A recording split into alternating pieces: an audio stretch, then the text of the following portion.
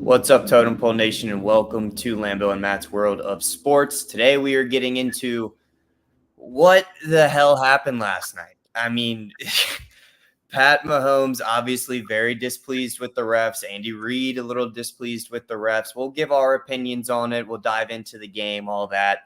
And then obviously from the title, how much does Pat miss Patrick Mahomes right now? Probably a good amount. Thanks to Sideline Sports Network as always. And if you want some gear, totempolenation.com, scrolling in the ticker below. You can go there, get whatever you need. Without further ado, let's get into it.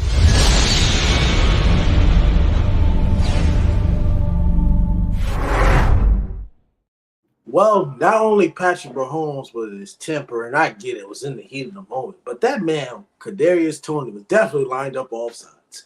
Not only that, I understand the Chiefs won the Super Bowl without Tyreek Hill last season. I do understand that. But at some point, when you when you give away a good guy, don't give him a contract that he wants, all right? You're now getting exposed now. The loss to the Green Bay Packers, the loss to the Bills, they're a good team, but the Green Bay Packers, I didn't understand that loss. And then you lose to the Denver Broncos, a team that started off 0-3, now they're 7-6. And you talk about Kansas City at 8-5. Now I'm not going to overreact and say, oh, the Denver Broncos going to win the AFC South or whatever division they're in. If I miscorrected, I apologize, but I don't think they're going to win that part. My point here is this. Travis Kelce can't be your main primary target. We've been saying this for weeks. Travis Kelce only had 6 receptions for 83 yards. It's not good enough. Your run game wasn't really good enough as well. And then along the other part, did you know that the Chiefs this year have 33 drop passes? 33 drop passes. Remember Marquez Valdez-Scantling, a very good primary target, or one of the primary targets for Aaron Rodgers in Green Bay, drops that deep pass against the Eagles. Wide open. Pat Mahomes is giving it to the receivers. Now I understand it's a team game. They all lose. But, damn, Tyreek Hill, I know Tyreek Hill said that Tua is one of the most accurate quarterbacks in the NFL, which I do not agree with that statement because everybody's not accurate. And I don't think Tua is more accurate than Pat Mahomes. But numbers-wise, it's good. Do I think Pat Mahomes is the best quarterback that we have right now? Yes, I do. But also, it's not just Tyreek Hill. Here's my sense to this. Was it Andy Reid calling the plays or Eric Bieniemy? I feel like the missing play call of Eric Bieniemy does have a little bit of why they're kind of like this. Now, I know Washington and Kansas City are two different offenses. I do understand that. Two different quarterbacks and, of course, two different receivers. But, man, just imagine if Patrick Mahomes and Tyreek Hill could have been the best quarterback and wide receiver duo in all the NFL. Now without Tyreek Hill, with Travis Kelce being your primary target, Sky Moore, Kadarius Toney, Marquez Valdez-Scantling, all of them hadn't stepped up. What are your thoughts on this? And I think I'm going to say this, and I'm going to be bold. If the Chiefs keep playing like this, they might miss the playoffs. I mean, yeah, that theoretically, yes, but I don't think they're going to. And I will also say that the reason it took or has taken, because he still doesn't have one, Benenimy, this sun is getting right into my eyes right now. The reason that it has taken Benenimy so long to get a head coaching job, or one of the reasons I should say, is because he's not the one calling the plays, right? That's been one of the things that has been holding people back from hiring them, when everyone else from the outside is standing around like, why the hell is the OC of the number one, team of the past 5 years not the head coach somewhere? And I think that's still the case now. I think he does definitely deserve that Washington job once they boot Rivera. But I will say that, they do miss Tyreek for sure when you look at the deficiencies of the receivers this year. But I don't think that he's a bigger impact than what they lost with Benenimy. Because like you said when we started the conversation, this team just won a Super Bowl without Tyreek, and that doesn't mean that they wouldn't love to have him still there. Like, they wouldn't be better with him. Obviously, they would be better with him. But my point more is they've shown us what they can do without him, and that is go and win a Super Bowl against the last year's Philly team, which their defense was just incredible. And the Chiefs defense was not the Chiefs defense of this year. And, holding a team like the Bills, who have been, struggling this year, but touchdown wise, they're still one of the highest scoring teams in the NFL. So you have to, give it up for them to, hold them to 17 points is pretty big, I think, or 20 is pretty big. So wouldn't really put this on the D all that much. They did force a turnover, and just the offense is kind of, at a standstill right now. And it's obviously they win the game if Tony lines up on sides, right? So we wouldn't even be having this conversation. But Tony lined up off sides. And so I guess we'll move it into Pat being mad now, all right? Because I do have some thoughts on this. How'd they win the Super Bowl last year? The pass interference call? Soft as shit defensive holding call. Yeah. He held him. What did he say after the game? I held him. I did hold him. He said it, right? And a lot of fans are out here, are at the time, we're saying that's a soft-ass call. That's not how you want to end the Super Bowl, right? That type of stuff. Pat was fine with it. That was cool. That was fine. And I understand traditionally, in years past, a receiver gets, a warning sometimes from the ref, like, hey, you're over the line. And if you haven't gotten that warning, then just throwing the flag the first time is what he's mad at, apparently. It's been called 11 times this year. Obviously, it's been an emphasis by the NFL, by the officiating, that they're going to call this more frequently. And for him to, it looked like strangle that sideline referee, and then in the post game saying, the refs ruined this, and it impacts Travis Kelce's legacy, blah blah blah. Calm the hell down, dude. Calm down. All right. You just won a damn Super Bowl on a softer call than this. The dude was lined up in front of the ball. The ref could not see the ball on the ground because Kadarius Toney was in front of it. What does every other receiver do when they line up? They look, they point at the ref. Am I good? He will say yes or no. Literally, the only time that hasn't happened was the Terry McLaurin thing last year when he lined up, asked the ref looked at him, shook his head. As soon as the play went off, ref threw a flag. That was bullshit, right? If something like that had happened, then yes, Pat and the Chiefs would have everything in the world to complain about. But something like that didn't happen. This was like a full foot in front of the football, blocking the view of the referee to the football. Why are we mad at anybody else except for, Tony on this? And I don't want to just shit on him, but all of the blame going to the refs is just bullshit, in my opinion. It is true, because when it comes to this, the KC Chiefs, they're 8-5 right now. And then they start off the season 8-2. They're 8-2, and they lost 3 of the last 4 games, dating back to the Eagles game. They beat the Raiders. They lost to the Packers. They lost to the Chiefs. So they lost 3 of the last 4 games.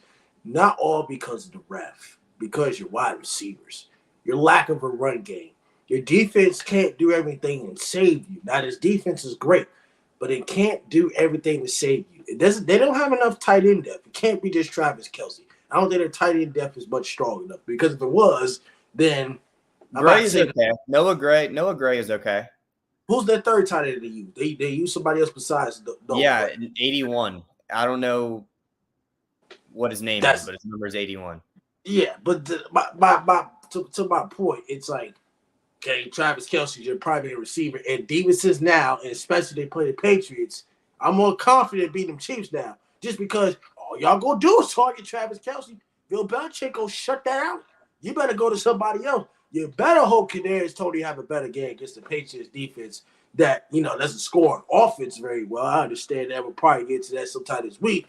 But if your primary receiver, and I've said it for weeks, and I'm going to say it again until you make some damn adjustments, if your primary receiver is Travis Kelce and he does not get the touches he needs, and your run game is not strong enough because Andy Reid likes to throw the ball. He's already been criticized in the past about his clock management and all this other stuff with Alex Smith back then. Okay, I get it, 2 different quarterbacks, but when you don't run the ball, when you're not balanced, you're not going to win in this league. And they hadn't won. And I'm going to say this again. They might miss the playoffs. I don't see them as Super Bowl contenders right now. And I had to pick somebody in the AFC to win the Super Bowl. I'm taking the Baltimore Ravens. What the Baltimore Ravens did yesterday and what they continue to do with Lamar Jackson defense and special teams, the Ravens are the most consistent team in the AFC, and the Chiefs, I think, are the number 3 to number 4 seed, and they keep on losing. Might lose to the Patriots. They might lose to the Raiders again. Then they play, the Chargers. The Chargers and Justin Herbert and Brandon Staley, they're done. They're done. But Did you just see what the Raiders just put on the field? They didn't score a damn point. They're not beating the Chiefs. I understand. But we have to consider, like what I said earlier, I do understand that the Bills have struggled this year, but I will say this is still a team led by Josh Allen that has dogs at multiple positions, right? And it is a team that's one of the most high scoring in the NFL. So we can't just throw that to the side. So the fall off from the Bills down to the Raiders is massive. I don't think that they're worried about the Raiders. And no offense to you, I don't really think you would take any offense. I don't think they need to worry about the Patriots either. Yeah, I don't know. There's not much going on there. You guys are. I know you just had a good game where you scored the most points. I think you scored all season. I'm not impressed. Right. That's what I'm saying. That game doesn't just make me think that they can hang around with the Chiefs. Now, obviously, if the Chiefs play down to the level that they've played a few times this year, then yeah, it's possible. It's in any given Sunday league. But I will say that their remaining schedule, I don't see much going on there that's gonna throw them out of the playoffs. You got to think there are so many teams that are at 7-6 right now.